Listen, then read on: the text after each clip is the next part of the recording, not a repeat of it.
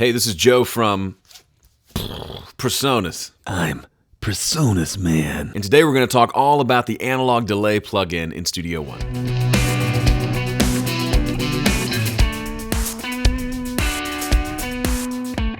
Analog delay has been one of my favorite plugins in Studio One for years. Here's an old video I did, ancient video, using analog delay. But now with version 5, it's gotten both a facelift and a ear lift. That's not right. It looks and sounds better. Let's check it out. So here's analog delay in our list of plugins over here. I've got a session here. I've just left the buses visible just to make things a little bit easier to navigate. I want to add this delay to a vocal. So let's do that, but just dragging it to the send section. And Studio One, obviously being the drag and drop master that it is, it automatically creates the send and the return, adds the plugin to the channel, and look, it even names it analog delay. Thank you, Studio One. That was so nice of you. But here it is. If you haven't seen it yet or messed around with it, this is such a fun plugin, especially with some of the new features that are added. So here's what it sounds like right out of the box on a vocal. Let's solo that vocal real quick, and let's just listen to what this sounds like.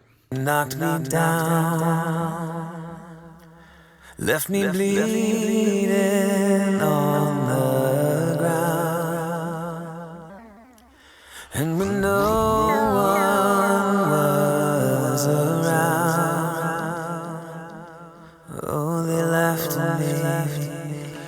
Already you can tell it's just a cool special sounding delay. It's not just super clean and digital. We have some other delays, groove delay, beat delay, that allow you to do some precise like rhythmic delays and things like that. But if you're like me and you just love a good analog delay, you love messing with a delay plugin on your pedal board, you like the way it sounds when you start messing with the time factor and the feedback in real time while it's playing, this is the one for you. So for example, here's the basic settings inside of the delay section.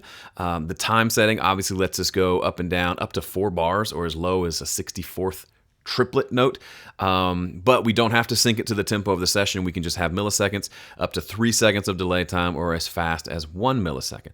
By the way, when it is synced, if you click on the name here, you can quickly find a menu of all your different delay options. Okay, feedback. This is the thing that repeats the delay. How many repeats do we want? If we want no repeats, we turn it all the way down.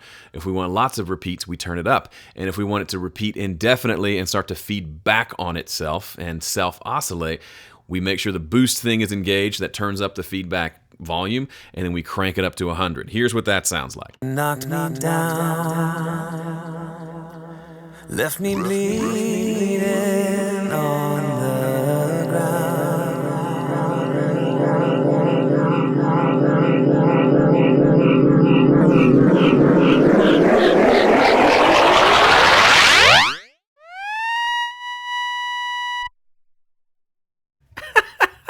I pulled the fader down because I didn't know how loud that was going to get. That was bonkers. Love that. So if you're a guitar player, you're nodding your head. You know, you've done this on your pedal board with your delay pedal. You can do that with analog delay. Now, obviously, you can do that in real time, or you can automate these parameters. So once you dial in the right thing, or you can have it repeat every time that section of the song comes up with that cool feedback, self-oscillating thing, and you can get really creative with it. And it sounds like an analog delay. I don't know how else to say it. Okay, so those are the main features. Right here, you'll spend most of your time here. This color section, however, is really handy, and it's got a new feature. So any delay worth its salt, in my opinion, needs at least a high cut filter, but also maybe a low cut filter. This is exactly what it sounds like. It rolls off the highs and the lows in the delay to allow it to sit right in the mix. Let's set up a quarter note delay again with a little bit of feedback. Here it is with no high or low cut on it. Listen to how the delay is kind of getting in the way of the vocal. Knocked me down, left me bleeding on. Now, here's an overarching kind of bigger picture piece of mixing advice. If something is too loud, the option 1 might be just to turn it down. Option 2 might be to turn some of those frequencies down. That'll still result in a lower volume, but that may actually make it sit better in the mix as well. In this instance, before I just turn the delay down, I'm going to actually roll off a good chunk of lows so it doesn't get boomy, and also a good chunk of highs so we lose a lot of those sibilant frequencies and we just get a more analog sounding, lo-fi sounding delay sound. So you'll note I didn't adjust the volume, I just took off some lows and highs, and here's what it sounds like now. Knocked me down, left me bleeding on the ground. To me, that's the sound. That's analog delay. It's this little more lo-fi, mid-range, heavy sound, and that will sit in a mix all day, every day. So if you use your delays and you don't have low and high cuts on them, you probably don't use delays a lot because they don't come through sounding very good.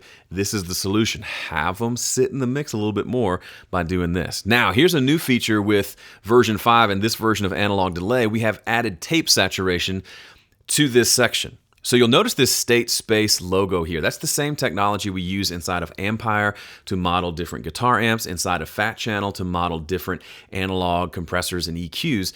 We've done the same thing here. We've modeled a tape saturation circuit and reproduced it faithfully inside the digital world. By the way, state space modeling is cool. It takes the individual components of a circuit and it models each of those components. So the end result is something that behaves just like the real thing, even with the different anomalies that it might have. So we're not just blasting a circuit with a sine wave or a white noise and measuring the response. We're actually rebuilding it in a digital form using the same component. Anyway, it's nerdy and it's fun. But here's what that sounds like. Sometimes you may want to add a little crunch, perhaps a little stank to your delay sound.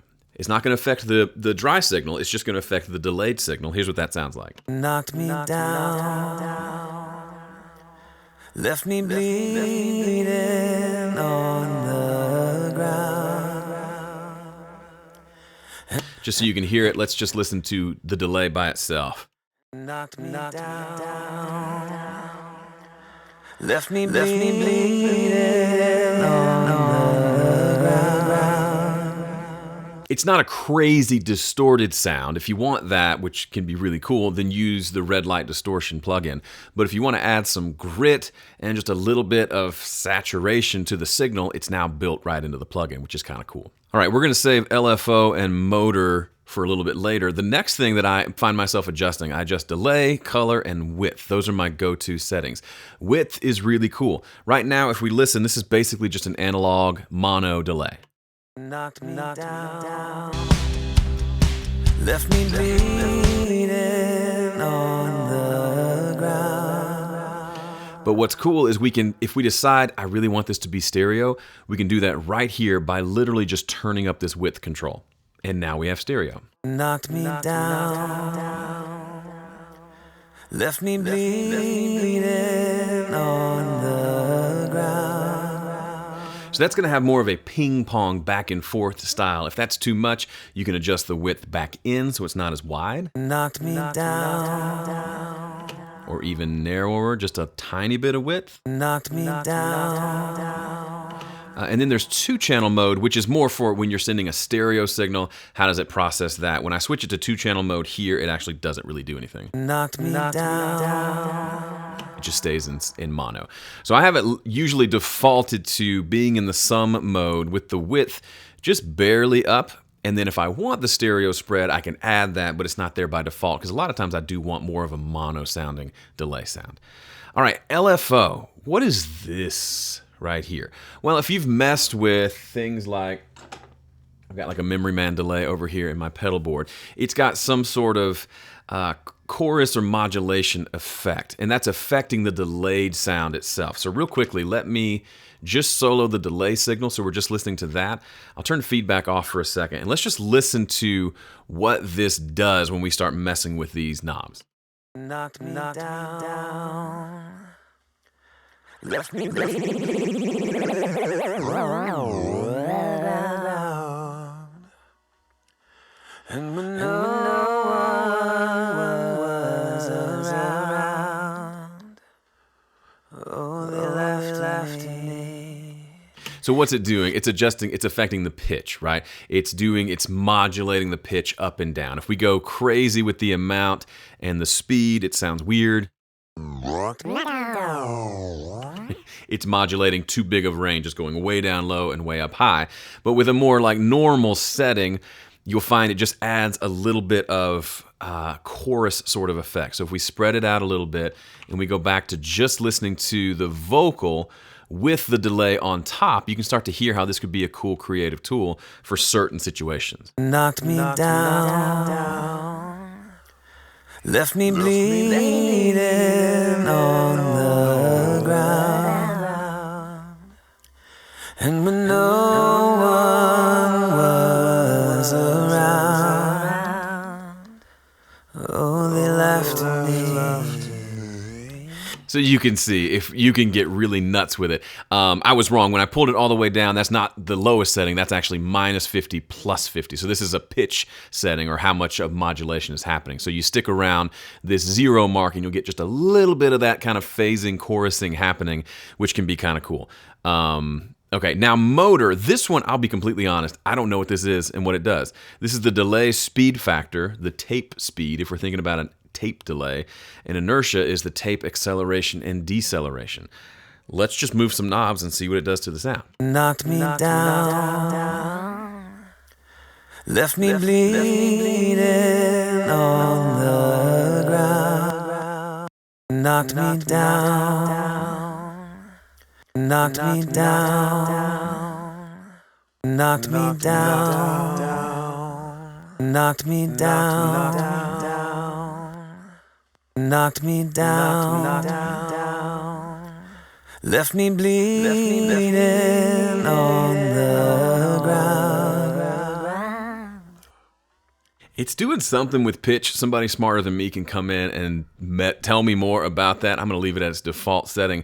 But it seems to be like when you have, like, if you're lucky enough to have one of those actual tape delay guitar pedals where you can manipulate the tape, feels like it's doing some of that, maybe a little more in the sound designy, less of like a proper use of delay, but more like creative use. Seems like that would be really fun to mess with.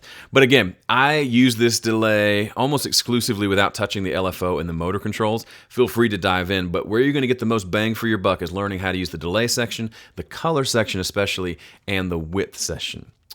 Also over here, the global section. If you put this on an individual channel, then you want to adjust the wet-dry percentage, like if you're using this in a guitar, sort of a pedal board array. That's how you would use it, but most of the time I use it on a send and return, so I can have the dry signal and the wet signal separated. By the way, final thing, if you've not messed with analog delay on a drum kit, do it. Just trust me, you're going to have a lot of fun with it. Set the delay to get a very straight drum beat. Then set the delay to something like a dotted 8th note, and then just have fun. Knocked me down.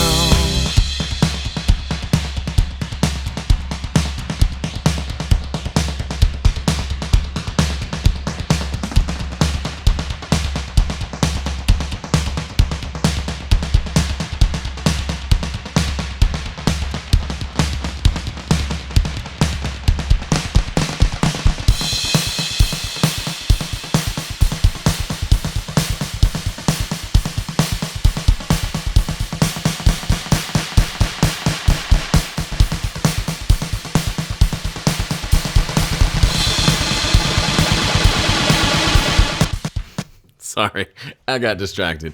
Anyway, if you have Studio One and you have not played with analog delay, mark your calendars. Give yourself some time this weekend to mess around with it. It is a fun plugin. Get to know it well so this can become a new tool to add to your arsenal. If you like this video, be sure to subscribe to our channel and go find more. There's always new stuff every week to help you make better music with Studio One. Thanks for watching. See you in the next one.